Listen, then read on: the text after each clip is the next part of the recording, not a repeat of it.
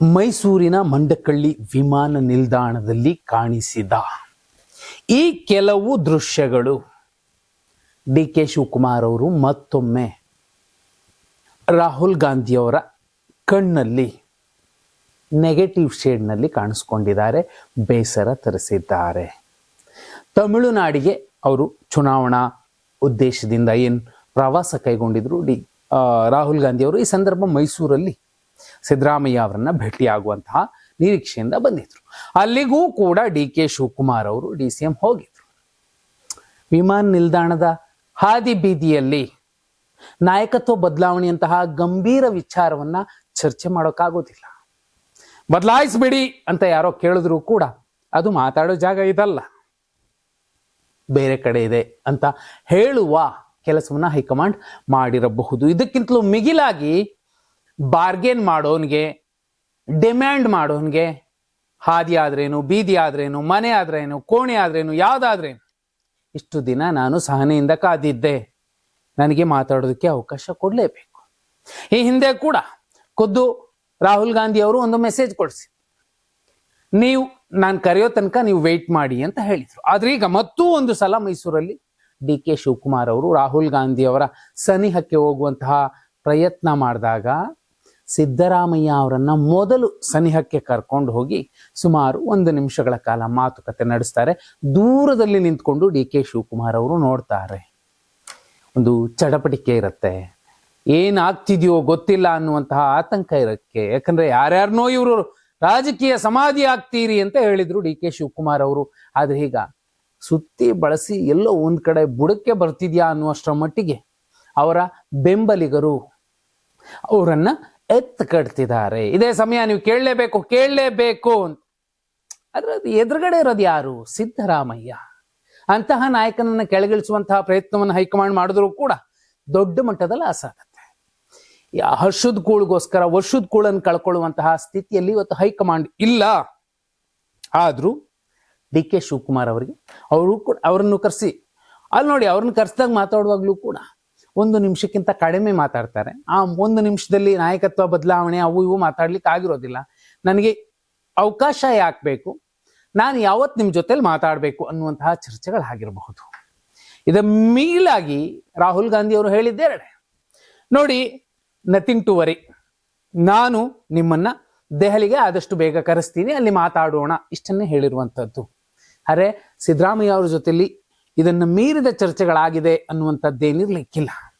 ಯಾಕಂದ್ರೆ ಹೈಕಮಾಂಡ್ಗೆ ಸಿದ್ದರಾಮಯ್ಯ ಅವರನ್ನ ಬದಲಿಸುವಂತಹ ಉಮೇದಿಲ್ಲ. ಆದ್ರೆ ಬದಲಾವಣೆ ಬಯಸ್ತಿರುವಂಥದ್ದು ಮತ್ತು ಒತ್ತಡದಲ್ಲಿರುವಂಥದ್ದು ಡಿ ಕೆ ಶಿವಕುಮಾರ್. ಇಲ್ಲಿ ತುಂಬಾ ಮುಖ್ಯ ಅನ್ಸುವಂಥದ್ದು ಇದೇ ಫೆಬ್ರವರಿ 16 ಮತ್ತು 22 2 ದಿನಗಳ ಸಂದರ್ಭ ದೆಹಲಿಯಲ್ಲಿ ಡಿ ಕೆ ಶಿವಕುಮಾರ್ ಅವರು ಇರ್ತಾರೆ.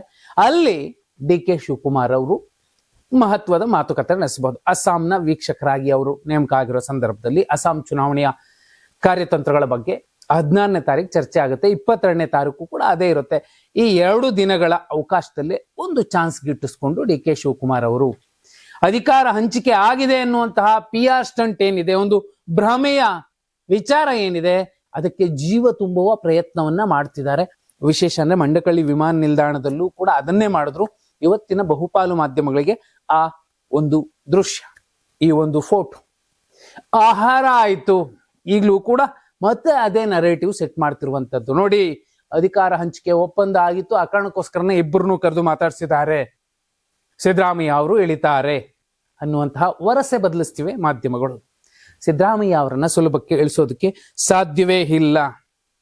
ನೋಡಿ, ಇಬ್ಬರು ನಾಯಕರ ಹೆಗಲ ಮೇಲೆ ಕೈ ಹಾಕೊಂಡು ಈಗ ರಾಹುಲ್ ಗಾಂಧಿ ಅವರು ಈ ಸಮಸ್ಯೆ ಬಗೆಹರಿಸಬೇಕಿದೆ. ಇಬ್ಬರೂ ನಾಯಕರು ಎದುರುಗಡೆ ಇಲ್ಲ ಅಂದ್ರೆ ಒಂದು ರಾಜ್ಯದ ಅಸ್ತಿತ್ವವನ್ನೇ ಒಂದು ಪಕ್ಷ ಕಳ್ಕೊಳ್ಳುತ್ತೆ, ಅದರಲ್ಲೂ ಸಿದ್ದರಾಮಯ್ಯ ಅವರು.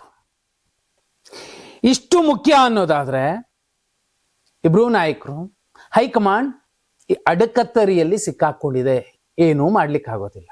ಆದ್ರೆ ಸದ್ಯದ ಯಥಾಸ್ಥಿತಿಯನ್ನ ಮುಂದುವರಿಸುವ ಪ್ರಯತ್ನಕ್ಕೆ ಬದಲಾಗಿ ಬದಲಾವಣೆಯಂತಹ ದುಸ್ಸಾಹಸಕ್ಕೆ ಕೈ ಹಾಕಿದ್ರೆ ಕಷ್ಟ ಆಗುತ್ತೆ. ಆದ್ರೆ ಮತ್ತೊಂದು ಕಡೆ ಡಿ ಕೆ ಶಿವಕುಮಾರ್ ಅವರ ಬಣ 21 ಶಾಸಕರಿಗೆ ಕೊಟ್ಟಿರುವ ಗ್ರೀನ್ ಸಿಗ್ನಲ್ ಒಂದೇ, ಎನಿ ಟೈಮ್ ಸಜ್ಜಾಗಿ ಕ್ರಾಂತಿಗೋ, ಅದು ರಾಜೀನಾಮೆಗೋ ಮತ್ತೊಂದಕ್ಕೋ ಅಲ್ಲ, ಆದ್ರೆ ಅಲರ್ಟ್ ಆಗಿರಿ, ನೀವು ಎಲ್ಲಕ್ಕೂ ರೆಡಿ ಇರಬೇಕು ಅಂತ. ತೀರಾ ಈ ಬಜೆಟ್ ಸಂದರ್ಭದಲ್ಲಿ ಇಂಥದ್ದಾಗ್ಬಿಟ್ರೆ, ಬಜೆಟ್ ಮಂಡನೆಯಾಗಿದ್ದು ಅಂಗೀಕಾರ ಆಗದೆ ಹೋದ್ರೆ ಒಂದು ಸರ್ಕಾರವೇ ತನ್ನ ಅಸ್ತಿತ್ವವನ್ನು ಕಳ್ಕೊಳ್ಳುತ್ತೆ, ತನಗೆ ಮ್ಯಾಜಿಕ್ ನಂಬರ್ ಇಲ್ಲ ಅನ್ನೋದನ್ನ ತೋರಿಸ್ದಂಗೆ ಆಗ್ಬಿಡುತ್ತೆ. ಅಂತಹ ಸಮಸ್ಯೆ ಬಂದ್ರೆ, ಸಾಂವಿಧಾನಿಕ ಸಮಸ್ಯೆ ಬಂದ್ರೆ ಸಿಎಂ ರಾಜೀನಾಮೆ ಕೊಡಬೇಕಾಗುವಂತಹ ಸಾಧ್ಯತೆಗಳು ಹೆಚ್ಚು. ಆದಾಗ್ಯೂ ಹೈಕಮಾಂಡ್ ಏನೋ ಕರೆಸುತ್ತೆ, ಮಾತಾಡುತ್ತೆ ಅನ್ನುವಂತಹ ಸಣ್ಣದೊಂದು ಆಸೆ ಇದೀಗ ಮತ್ತೆ ಡಿ ಕೆ ಶಿವಕುಮಾರ್ ಅವರಲ್ಲಿ ಚಿಗುರು ಹೊಡೆದಿರುವಂತಹ ಸಂದರ್ಭದಲ್ಲಿ ಸಿದ್ದರಾಮಯ್ಯ ಅವರನ್ನ ಸಿಎಂ ಸ್ಥಾನದಿಂದ ಇಳಿಸೋದಕ್ಕೆ ಸಾಧ್ಯ ಇಲ್ಲ. ಡಿ ಕೆ ಶಿವಕುಮಾರ್ ಅವ್ರಿಗೂ ಗೊತ್ತಾಗಿದೆ. ಆದರೆ ಆಲ್ಟರ್ನೇಟಿವ್ ಆಗಿ ಅವರ ಆಯ್ಕೆ ಏನಿರಬಹುದು, ತೀರ್ಮಾನ ಏನಿರಬಹುದು? ಒಂದೋ ಪಕ್ಷದಲ್ಲಿ ಯಥಾಸ್ಥಿತಿಯನ್ನ ಮುಂದುವರ್ಸ್ಕೊಂಡು ಹೋಗೋದು, 2 ಹುದ್ದೆ ಉಳಿಯಿತು ಕೊನೆ ಪಕ್ಷ, ಕೆಪಿಸಿಸಿ ಅಧ್ಯಕ್ಷ ಮತ್ತು DCM. ಬೇಡ ನಾನು ಬೇರೆ ಕಡೆ ಹೋಗ್ತೀನಿ ಅಂದ್ರೆ ಅಲ್ಲಿ ಯಾರೂ ಕೂಡ ಕರೆದು ಕಿರೀಟ ಇಟ್ಟು ಸಿಂಹಾಸನದ ಮೇಲೆ ಕೂರಿಸುವಂತಹ ಸ್ಥಿತಿ ಈಗ ಬಿಜೆಪಿಲೂ ಇಲ್ಲ, JDS ಅಲ್ಲೂ ಇಲ್ಲ, ಅವರಿಬ್ರು ಒಟ್ಟಿಗೆ ಕರೆಯೋದೂ ಇಲ್ಲ. ಆದ್ರೂ ಡಿ ಕೆ ಶಿವಕುಮಾರ್ ಅವರು ಮತ್ತೆ ಅದೇ ಸಹನೆಯಿಂದ, ಸಂಯಮದಿಂದ, ತಾಳ್ಮೆಯಿಂದ 28 ಮುಗಿಯೋ ತನಕ ಕಾಯ್ಬೇಕಿದೆ. ಹೈಕಮಾಂಡ್ ರಾಹುಲ್ ಗಾಂಧಿ ಮಂಡಕಳ್ಳಿ ವಿಮಾನ ನಿಲ್ದಾಣದಲ್ಲೂ ಕೂಡ ಮೇಲ್ನೋಟಕ್ಕೆ ಕೊಟ್ಟಿರುವಂತಹ ಮೆಸೇಜ್ ಇಷ್ಟೇ. ಹಾಗಿದ್ರೆ ಡಿ ಕೆ ಶಿವಕುಮಾರ್ ಅವರು ಮುಖ್ಯಮಂತ್ರಿ ಆಗೋದು ಯಾವಾಗ ನಿಮ್ ಪ್ರಕಾರ? ಕಮೆಂಟ್ ಮಾಡಿ.